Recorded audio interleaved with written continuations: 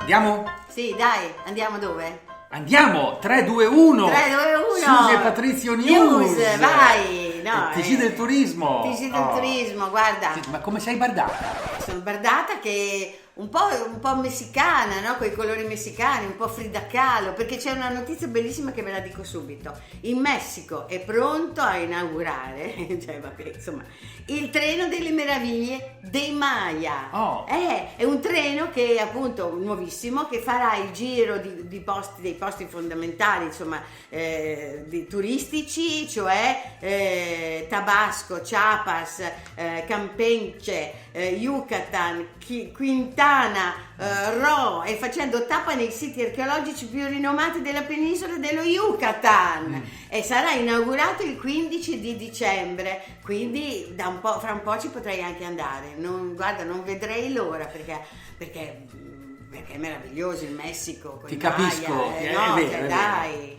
È stato uno dei più belli viaggi che abbiamo fatto con Pino Capucci e Gloria Corica. È vero, sì, ciao. Sì. Vabbè, io invece più modestamente sono in Italia. E ti chiedo perché hai il cappello ancora. Ma ho il cappello perché sono appena sceso dalla moto, dalla mia moto d'epoca. Perché vai in elettrone, moto? Perché vado in moto a fare Slow Tour Padano, certo, che va in onda tutti i sabati alle 15:30 su Rete 4. Va bene, l'hai detto, però il cappello ce l'ha perché hai pelato.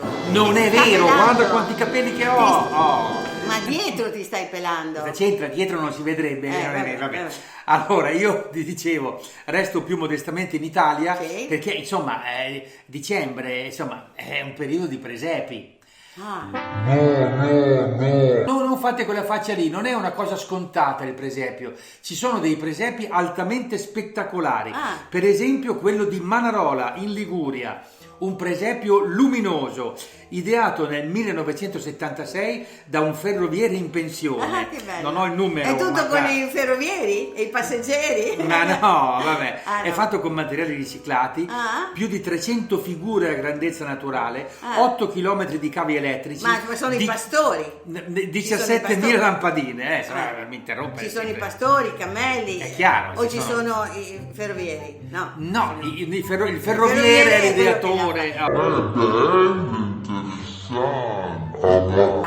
Noi diamo delle istruzioni precise, quindi qui ci segnalano di dirvi questo. Il punto di vista da dove godere della vista migliore appunto è il piazzale della chiesa di San Lorenzo o da via Rollandi, ma per i più intrepidi c'è anche la via Beccara o Beccara, l'antica mulattiera che collega Manarola a Rio Maggiore. Che bello! Se ci andate lì state attenti, è buio e dovete munirvi di torcia. Ma che bello! Noi, più di che così bella avventura!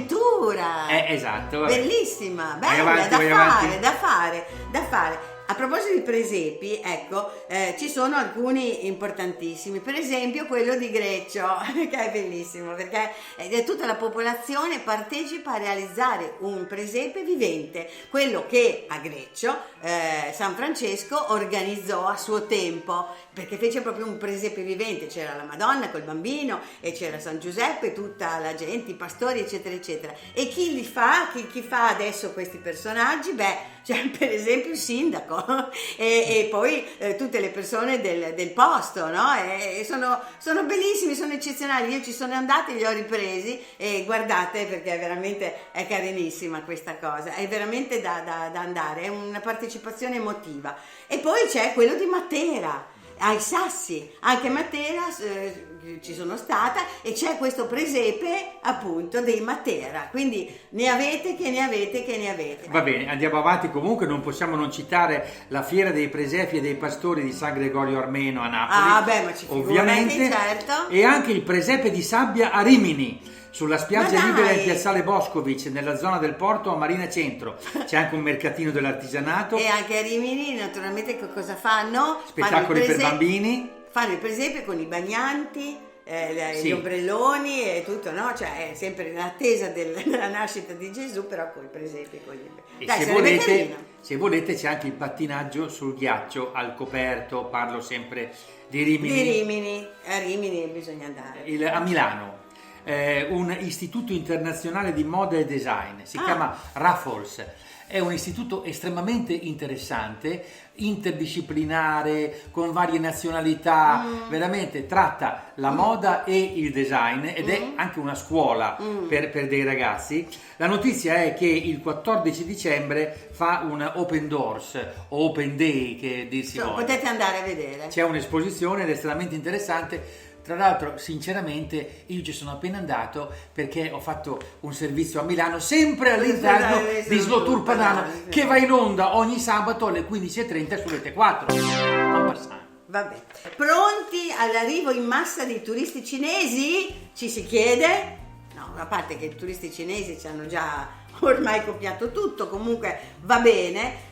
Si dice che fra i 150 e i 180 milioni di turisti arriveranno in Europa in generale, eccetera, nel 2024 e alla BIT, quindi c'è un aumento del 75%, cioè tutta la Cina si trasferisce e viene a fare appunto le vacanze o comunque del tour in Italia. Stefano Generali, che si intende appunto di Cina perché è di In Target Cina, durante la BTO, cioè questo incontro appunto sul turismo online, diciamo, ha proprio affermato questo, no? Che dovremmo proprio affrontare questa emergenza turisti cinesi che arriveranno, e però bisognerà anche intercettarli, no? Bisognerà adattarsi, c'è anche questo come elemento, ai nuovi stili di viaggio dei cinesi. Allora, vi devo dire che io quando sono stata in Cina, ci sono stata anni fa e comunque sono stata anche poi a diverse distanze di tempo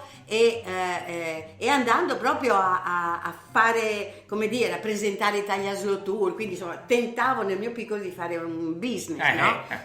Di fare conoscere ai cinesi il nostro racconto sull'Italia. Loro sono anche alla ricerca di, come dire, un turismo veramente di elite, un turismo alto, un turismo anche che ti racconta, diciamo, le curiosità, esattamente quello che facciamo noi.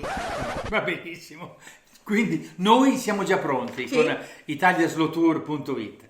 Bene, allora vi ricordo quest'idea, Pronto chi viaggia. Sì. È un'idea dei nostri amici e complici di Lomar Radio 432. Esatto. Nel senso che sono dei turisti in giro per il mondo che fanno una telefonata.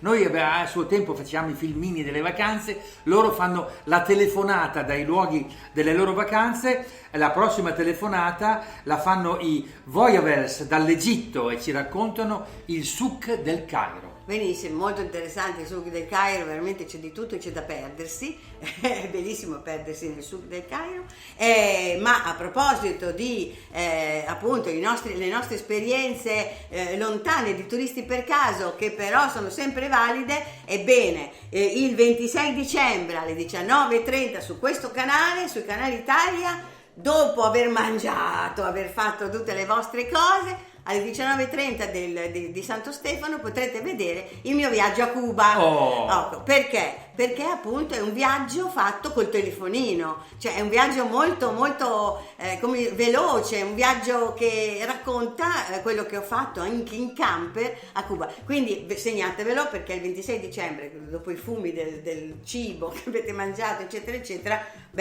vi guardate il mio viaggio a Cuba.